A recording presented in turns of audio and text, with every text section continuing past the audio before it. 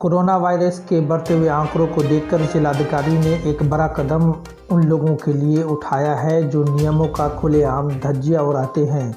बढ़ते संक्रमण को देखते हुए मास्क का प्रयोग करना और सोशल डिस्टेंसिंग को अनिवार्य तो बहुत पहले ही किया जा चुका था, लेकिन सड़कों पर लापरवाही भी दिख रही थी। जिलाधिकारी डॉक्टर त्यागराजन एसएम द्वारा इसके उल्लंघन को देखते हुए शुक्रवार से अगले 7 दिनों तक जिलों में मास्क के अनिवार्य उपयोग, प्रतिष्ठानों, दुकानों एवं सार्वजनिक स्थलों पर सोशल डिस्टेंसिंग का पालन को सुनिश्चित कराने के लिए एवं जागरूकता बढ़ाने के लिए गहन चेकिंग अभियान चलाने का आदेश दिया है।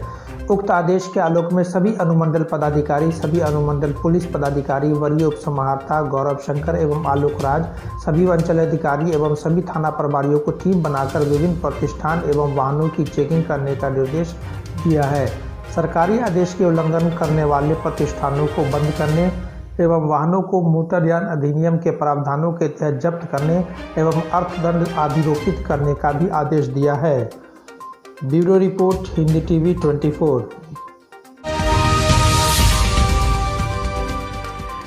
हायाघाट प्रखंड के पतोरोपी क्षेत्र के निवासी अशोक पासवान की बच्ची की हत्या की जानकारी मिलने के बाद पीड़ित परिवार से गुरुवार को राजद के जिला अध्यक्ष राम नरेश सहित कई कार्यकर्ता मिलने पहुंचे। मृतका के माता पिता से मिलकर उन्होंने भरोसा दिलाया कि उनके साथ दुख की घड़ी में पूरी टीम उनके साथ है। जिलाध्यक्ष राम नरेश यादव एवं अल्पसंख्यक जिला अध्यक्ष गुलाम हुसैन चीना ने जब परिवार से बात की तो उन्होंने बताया कि हमें प्रशासन से अभी तक कुछ भी मदद नहीं मिल रही है। पीड़ित परिवार ने पुलिस प्रशासन पर लापरवाही का आरोप लगाया। पुलिस के इस अमानवीय कार्रवाई की जिलाध्यक्ष ने घोर निंदा करते हुए कहा कि सुशासन का ढोंग रचने वाली सरकार में पुलिस बेलगाम हो गई है, विधि व्यवस्था पूरी तरह चौपट है। इस घटना की निष्पक्ष और न्यायिक जांच होनी चाहिए और दोषी व्यक्ति की अविलंब गिरफ्तारी किया जाए। साथ ही साथ पतोर ओपी के प्रभारी एवं क्षेत्रीय इंस्पेक्टर को भी अविलंब निलंबित किया जाए। मौके पर जिला महासचिव मोहम्मद तहसीन आलम, राजा पासवान, दलित प्रकोष्ठ जिला अध्यक्ष मदन पासवान, जिला उपाध्यक्ष रईस अहमद सिद्दीकी, प्रखंड अध्यक्ष शाहबाज चौधरी सहित कई लोग शामिल थे। उधर इस घटना के विरोध में कई दलित संगठनों के द्वारा दरभंगा जिला के अलपट्टी चौक से कर्पूरी चौक तक कैंडल मार्च निकाला गया, जिसका नेतृत्व अमरजीत अम्बेडकर जिला अध्यक्ष the great Bhim army Darbhanga के नेतृत्व में किया गया, जिसमें मुख्य वक्ता के रूप में राजेश कुमार राम ने इस घटना की घोर निंदा करते हुए प्रशासन की लापरवाही पर आरोप लगाते हुए कहा कि ज्योति कुमारी की निर्मम हत्या के पीछे अपराधी को प्रशासन के द्वारा अपने संरक्षण में रखना जिला प्रशासन की लापरवाही को दर्शाता है।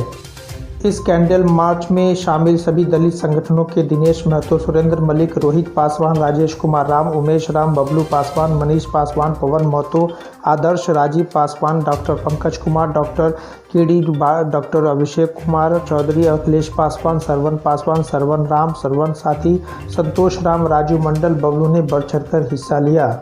ये घटना जब सोशल मीडिया पर तेजी से वायरल हुआ तो देर से ही सही राजद और दलित संगठनों द्वारा सोशल मीडिया पर इस संबंध में आवाज़ उठाना बहुत हद तक कामयाब रहा।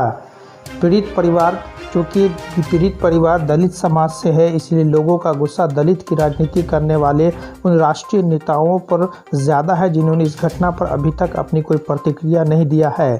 इधर सूचना मिली है कि लोजपा के राष्ट्रीय अध्यक्ष और सांसद चिराग पासवान के निर्देश पर सांसद प्रिंस राज ने प्रदेश प्रधान महासचिव डॉक्टर शहनवाज अहमद कैफी के नेतृत्व में एक जांच कमेटी का गठन किया है, जिसमें दलित सेना के प्रदेश अध्यक्ष अंबिका प्रसाद, प्रदेश उपाध्यक्ष सह प्रवक्ता संजय पासवान, प्रदेश महासचिव उपेंद्र यादव और महिला प्रकोष्ठ अध्यक्ष रीता गहलोत शामिल होंगी, जो दिनांक 3 जुलाई शुक्रवार को पीड़ित परिवार से मिलकर घटना की जाँच रिपोर्ट तैयार कर पार्टी को समर्पित करेंगी। Bureau report, Hindi TV 24। पूर्व घोषित कार्यक्रम के अनुसार गुरुवार 2 जुलाई 2020 को ऑल इंडिया मुस्लिम बेदारी कारवां ने प्राइवेट स्कूल के मनमानी और ज़बरदस्ती फीस वसूली के विरोध में प्रतिवाद मार्च निकाला। प्रतिवाद मार्च लाल बाग से पैदल चलकर पूनम सिनेमा रोड होते हुए मिर्ज़ापुर खानका चौक होते हुए नाका नंबर 5 पर पहुंचकर सभा में तब्दील हो गया। प्रतिवाद मार्च का नेतृत्व बेदारी कारवां के अध्यक्ष श्री नज़ीर आलम ने किया। आंदोलनकारियों ने प्रतिवाद मार्च के बाद नाका नंबर 5 पर ही बिहार के मुखिया नीतीश कुमार, शिक्षा मंत्री बिहार एवं प्राइवेट स्कूल संचालकों का पुतला दहन कर अपने गुस्से का इजहार किया। सभा को संबोधित करते हुए नज़ीर आलम ने कहा कि कुछ दिनों से प्राइवेट स्कूल के मालिक जो शिक्षा के नाम पे माफियागिरी करके करोड़ों रुपया कमा कर बैठे हैं, वैसे लोग कभी प्रेस कॉन्फ्रेंस करके तो कभी मीडिया में न्यूज़ छपाकर छात्रों को, अभिभावकों को पर फीस के लिए दबाव बना रहे हैं, जो सरासर गलत है। सरकारी स्कूल है उसको सही करे सरकार। 90% बच्चे, गरीब मजदूर के बच्चे प्राइवेट स्कूल में इतनी महंगाई के दौर में शिक्षा प्राप्त नहीं कर पाते। इस बार हम लोगों ने ठाना है कि सरकार के किसी ढोंग में हम लोग नहीं आए। हम लोग इसके लिए चरणबद्ध आंदोलन करेंगे। कि हम लोगों ने एक झलकी दिया है, एक टेलर दिया है बिहार के मुखिया का, शिक्षा मंत्री का और प्राइवेट स्कूल माफिया का पुतला जला करके। इसके बाद हम लोग चरणबद्ध आंदोलन करेंगे। हम लोगों की जो मांग है कि मार्च 2020 से अगस्त 2020 तक की फीस को माफ किया जाए। Dental and cosmetic care Darbhanga Mithilanchal का एकमात्र क्लिनिक जहां आप अपने मुख एवं दंत रोग के अलावा एस्थेटिक ट्रीटमेंट, फेस, बाल, स्किन एवं ब्यूटी का आधुनिक मशीन द्वारा इलाज किया जाता है। यहां के डॉक्टर नवा इमाम, जिन्हें हेल्थ केयर अवार्ड 2020 से सम्मानित भी किया गया है, और साथ ही साथ दरभंगा के एकमात्र डेंटल, फेशियल, एस्थेटिक एवं लेजर सर्जन है, जिन्होंने बहुत ही कम समय में अपना एक ऊंचा मकाम हासिल किया है। अगर आप खूबसूरत दिखना चाहते हैं तो आपके लिए एस्थेटिक ट्रीटमेंट वरदान साबित होगा। यहाँ उपलब्ध सुविधाएं, सभी तरह की डेंटल सुविधाएं, फेस, बाल, स्किन, ब्यूटी ट्रीटमेंट, यहाँ परमानेंट फाउंडेशन की मुहासे, छाई का इलाज, अनचाहे बालों को लेजर द्वारा हटाना, स्किन पॉलिशिंग, PRP थेरेपी, गंजापन का इलाज और भी बहुत सारी सुविधाएं उपलब्ध हैं। यहाँ का पता PS कॉम्प्लेक्स नियर मिल्लत कॉलेज मोड़ दरभंगा।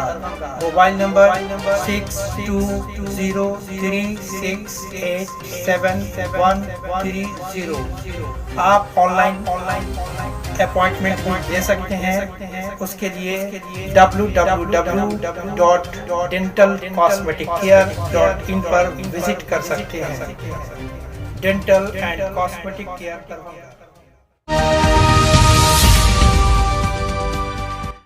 संयुक्त राष्ट्र द्वारा घोषित संसदवाद का अंतर्राष्ट्रीय दिवस के अवसर पर 30 जून 2020 को प्लेनेटरी पीस और प्लेनेटरी पॉलिटिकल सिस्टम आंदोलन संस्था वर्ल्ड नेचुरल डेमोक्रेसी के अध्यक्ष जावेद अब्दुल्ला के लंबे समय से चल रहे पार्टी गठन के विचार को लेकर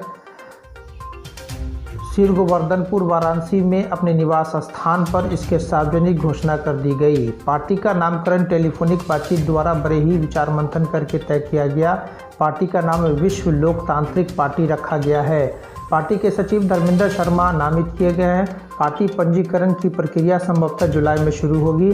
दिल्ली के हालात को मद्देनजर रखकर पार्टी ऑफिस वाराणसी या बिहार के किसी ग्रामीण इलाके में रखे जाने की संभावना है। घोषणा स्थल पर कोरोना वायरस के संक्रमण को देखते हुए बड़ी सभा नहीं बुलाई गई। यह पार्टी क्या काम करेगी, इस प्रश्न पर पार्टी के संस्थापक जावेद अब्दुल्ला ने कहा कि यह बोलने की कोई ज़रूरत नहीं है। लोकतंत्र में एक पार्टी को क्या करना चाहिए, फिर भी समय आने पर इसकी पूरी रूपरेखा आवाम के सामने प्रस्तुत कर दी जाएगी। जिस किसी को भी इस विश्व लोकतांत्रिक पार्टी से जुड़ने और किसी भी रूप में योगदान देने की इच्छा हो, वो president@worldnaturaldemocracy.org पर संपर्क कर सकते हैं।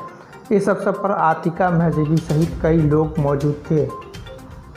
Bureau report, Hindi TV 24। ये अलग एक बात है, तो मुझे लगता है कि अलग से ये कहने की ज़रूरत नहीं है कि हमारी पार्टी अब विश्व लोकतंत्र पार्टी ये क्या करेगी। जाहिर है ये कोई चीज़ जब शुरू होती है तो वो या तो कुछ चीज़ें ख़त्म हो चुकी होती हैं, इसलिए वो शुरू होती है। तो ये चीज़ें नेचर में भी है और मैड वर्ल्ड में भी है। तो अगर कोई चीज़ जैसे ये पार्टी ही है, अगर ये शुरू हो रही है तो कहीं ना कहीं हमारे बीच ही हम ही समझते हैं कि पॉलिटिशियंस, पॉलिटिक्स और आवाम, इन तमाम के बीच जो चक्रव्यूह चल रहा है, जिसमें ह्यूमन कॉन्शियसनेस, मानवीय चेतना, उसका जो ख़रास वैश्विक पटल पे भी और आवामी सतह पे भी, यहाँ तक कि इंडिविजुअल लेवल पे भी हर तरह से हो चुका है। तो जैसे जिसको आप इस तरह कह सकते हैं कि आप तो किसी पार्टी को वोट ही नहीं देते बल्कि अपना वजूद ही सौंप देते हैं उसको। तो ये पार्टी कहीं ना कहीं इसलिए खड़ी हो रही है ताकि डेमोक्रेटिक वैल्यूज हैं वो गांव स्तर से लेकर के, देश स्तर से लेकर के और दुनिया के स्तर तक।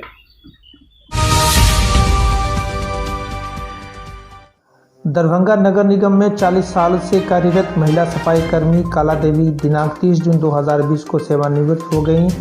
श्रीमती काला देवी 15 सालों से निगम अंतर्गत वार्ड 29 में सेवा दे रही थी, जो कि 30 जून 2020 को सेवानिवृत्त हो गईं। इस मौके पर वार्ड 29 पार्षद सहजन अधिकार पार्टी लोकतांत्रिक के जिला अध्यक्ष डॉक्टर मुन्ना खां द्वारा उन्हें विदाई समारोह कर शॉल एवं माला से सम्मानित करने के साथ साथ वस्त्र, छाता, टॉर्च, मास्क के साथ साथ जरूरत का सामान दिया। इस मौके पर भावुक होकर डॉक्टर मुन्ना खां ने कहा कि श्रीमती काला देवी 15 सालों से लगातार 29 वार्ड की सफाई कर्मी के पद पर सेवा देती आ रही थी। बार हो, बारिश हो, कड़ी धूप हो या ठंड हो, इस वैश्विक आपदा कोरोना महामारी में अपनी जान की परवाह किए बगैर पीछे नहीं हटी। एक पूछे गए सवाल के जवाब में काला देवी ने कहा कि इतना सम्मान मुझको मेरे घर पर नहीं मिलता जितना आज हमारे पार्षद डॉक्टर मुन्ना खां ने मेरे सहयोगियों ने किया है। और ये कहते हुए फपक कर रो पड़ी और आंखों से आंसुओं की कतार निकल पड़ी। Bureau report, Hindi TV 24।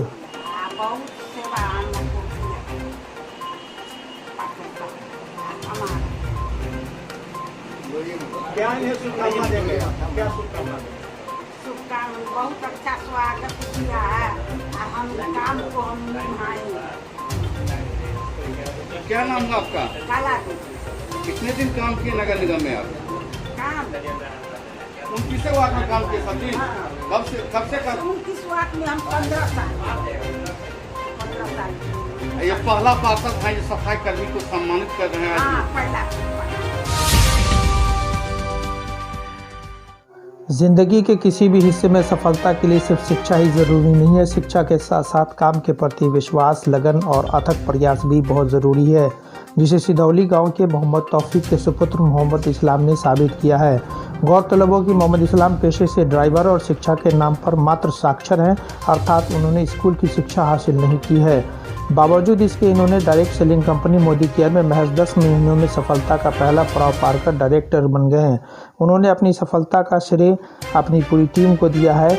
उन्होंने हिंदी टीवी 24 से बात करते हुए कहा कि ऊपर अल्लाह ताला के और नीचे मेरे सीनियर मनोज कुमार सर और शिवेंद्र कुमार शर्मा सर के मार्गदर्शन और सिधौली पंचायत की समिति सदस्य प्रतिनिधि मोहम्मद नूरैन आलम और मोहम्मद आरिफ इकबाल की मेहनत ने मुझे सफलता दिलाई है। अब मेरी कोशिश अपने सभी डाउनलाइनर को सफलता के ऊंचे से ऊंचे मकाम तक पहुंचाना है। उनकी यह कामयाबी उन लोगों के लिए संदेश है जिनका ये कहना है कि डायरेक्ट सेलिंग कंपनी में सभी लोग सफल नहीं होते हैं। जब मोहम्मद इस्लाम के जैसे लोग सफल हो सकते हैं तो वो हर व्यक्ति सफल हो सकता है जिसमें दीर्घ संकल्प हो। उनकी इस कामयाबी पर अजेश कुमार, शरफ़े आलम पप्पू, राम जी, कन्हैया जी, मोहम्मद रब्बानी, मौलाना बशीर सहित कई लोगों ने बधाई दी है। हमारे अपलाइनर जाहिद सर और शिविंदर सर, मनोज सर और हमारे टीम के नूरैन आलम साहब और उसके बाद आरिफ इकबाल, इन्होंने हमारे साथ जो भी किया हमारे भलाई के लिए किया और हम उनके बहुत बड़े आभारी हैं। और जो हमारा उन्होंने साथ दिया इस मुकाम तक पहुँचे और आगे भी इसके लिए बढ़ने का कोशिश कर रहे हैं। जो हम आगे बढ़ेंगे, बहुत हम उन लोगों का शुक्रगुजार हैं और इस मंजिल तक लाने का उन लोगों का हाथ है।